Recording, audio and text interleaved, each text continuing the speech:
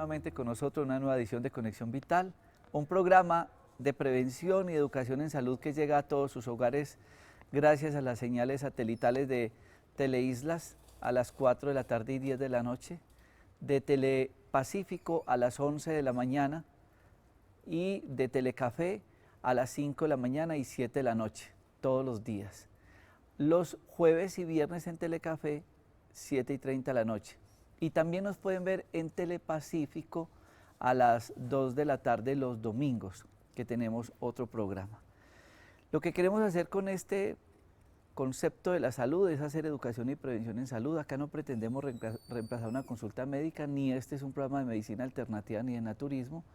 Este es un programa que quiere integrar todas las especialidades médicas y llevamos 15 años llegando a sus hogares con diferentes temas que con toda seguridad ustedes los pueden poner en práctica y les pueden mejorar muchos aspectos de la salud. Hoy quiero comentar casos clínicos y en la consulta uno cada día aprende más de la medicina y son experiencias muy importantes y yo quiero agradecerle a doña Olga Lucía Mejía Franco y a su hija Laura, enfermera, quienes van a compartir esta experiencia para que la desarrollemos durante el programa.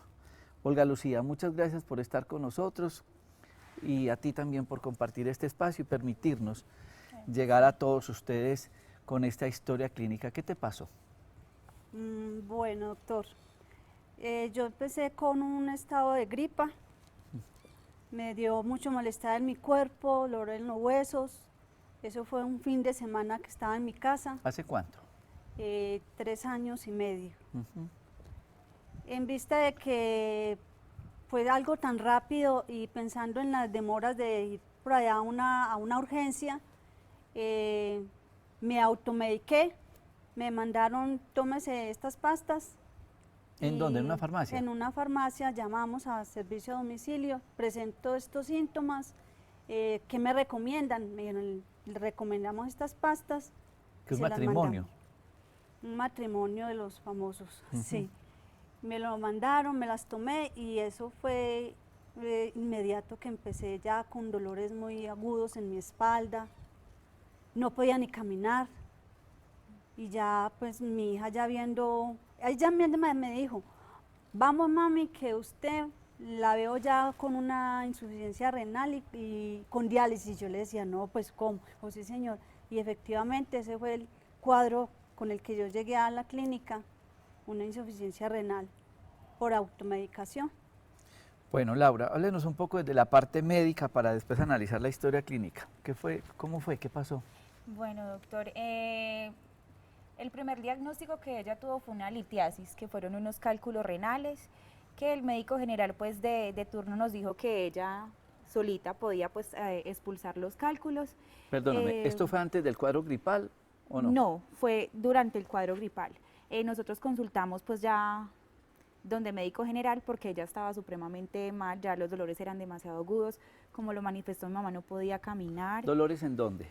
Lo que era la parte lumbar, como lo que era espalda, cintura y las piernas, pues ella no podía caminar, no se podía sostener de pie, entonces por eso decidimos consultar. ¿Al cuánto tiempo haberse tomado esos medicamentos que le habían vendido en la droguería? A las 24 horas, exactamente.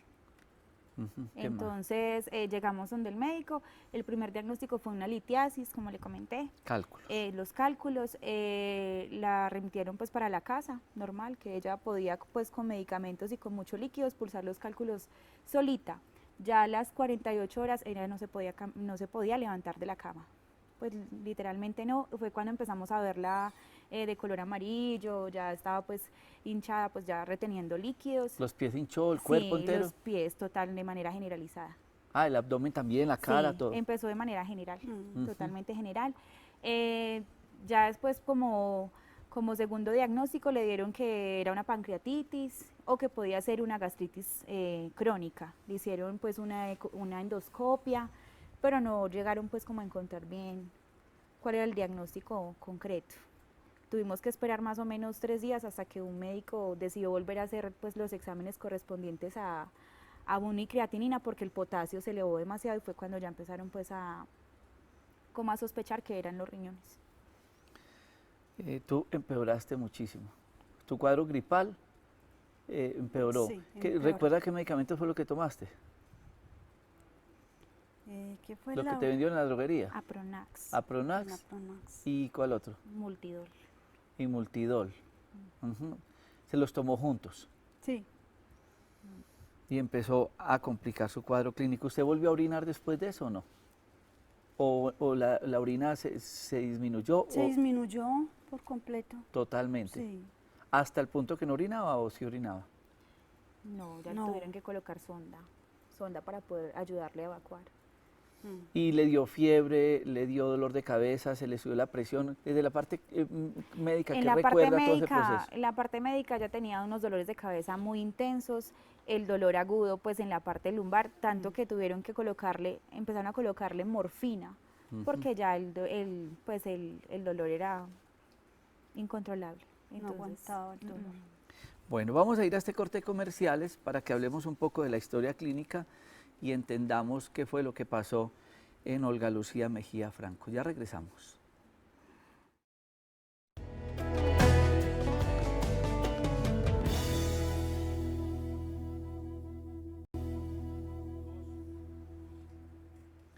Bueno, entonces ya la hospitalizan, piensan primero que eran cálculos, después que era un proceso de páncreas, luego le repiten exámenes, entonces le hacen creatinina y uno que se llama BUN, que ya vamos a hablar qué es, y potasio, todo alterado, y concluyen de que ella estaba haciendo una falla renal aguda. sí, correcto. Pero entonces me dieron a entender que solamente era como el riñón derecho el que estaba mucho más afectado. Fue cuando tomaron la determinación de colocarle el catéter para poderle colocar, pues empezar ya el proceso de diálisis como tal. Paciente de 47 años de edad hospitalizada recientemente en la institución en relación a cuadro de lesión renal aguda, grado 3, con requerimiento de terapia de soporte renal en repetidas ocasiones. Al parecer, con uso previo de antiinflamatorios no esteroideos antigripales y uso de medio de contraste, se sospecha de una nefritis túbulo intersticial aguda. Eso es lo que encuentran ya en nefrología. Sí, ¿Por correcto. qué ella termina donde el nefrólogo y por qué ella le tienen que hacer diálisis?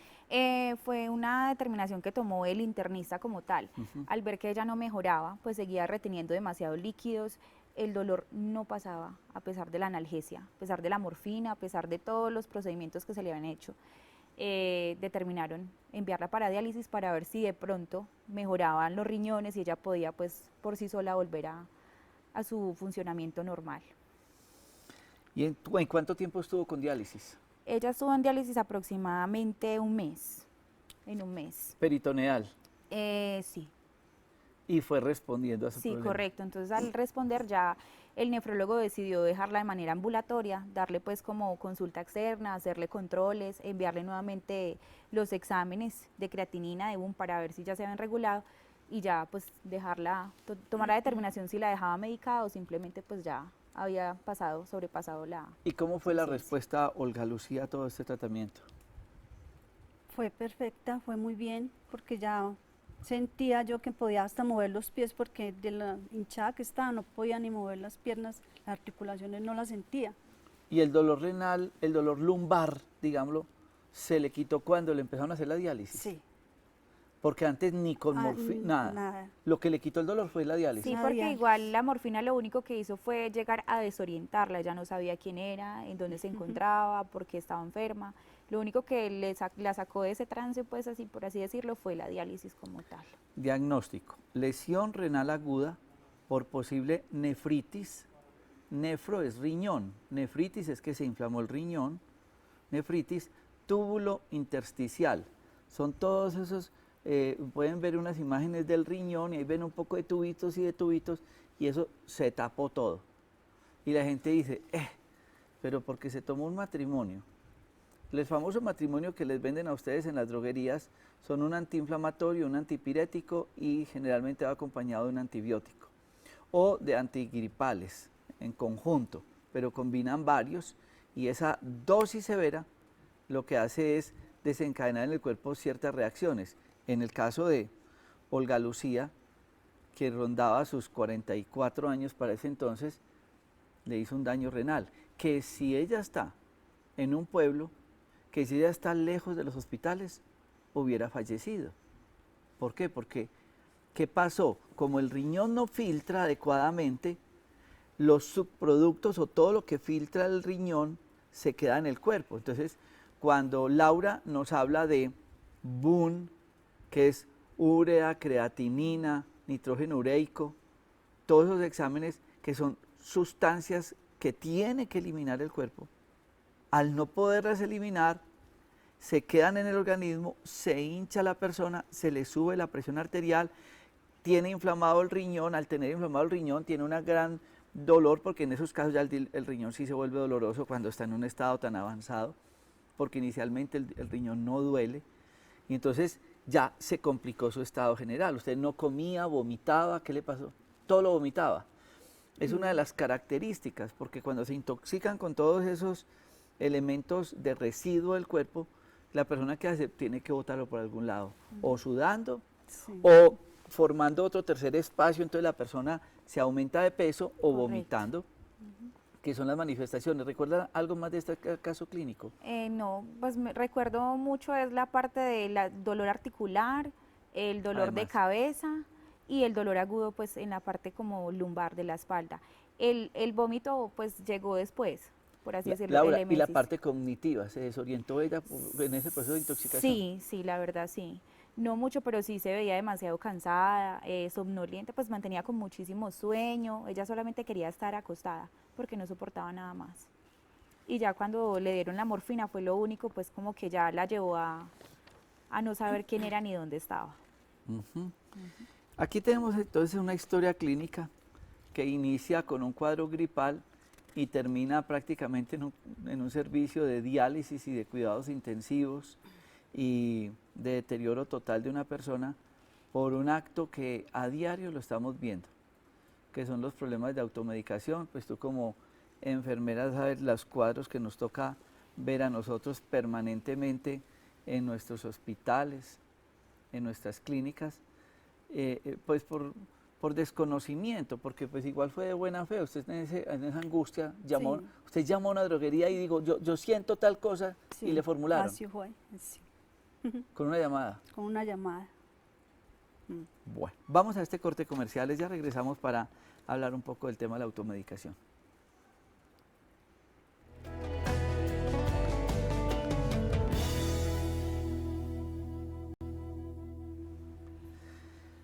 Ustedes se preguntarán, ¿por qué una cosa tan sencilla como tomarse un antigripal con un antiinflamatorio en una persona que pues tenía un cuadro normal, como a todos nos pasa una gripa, termina en un estado de estos? El cuerpo de Olga es distinto al de Laura, pese a que sea su hija.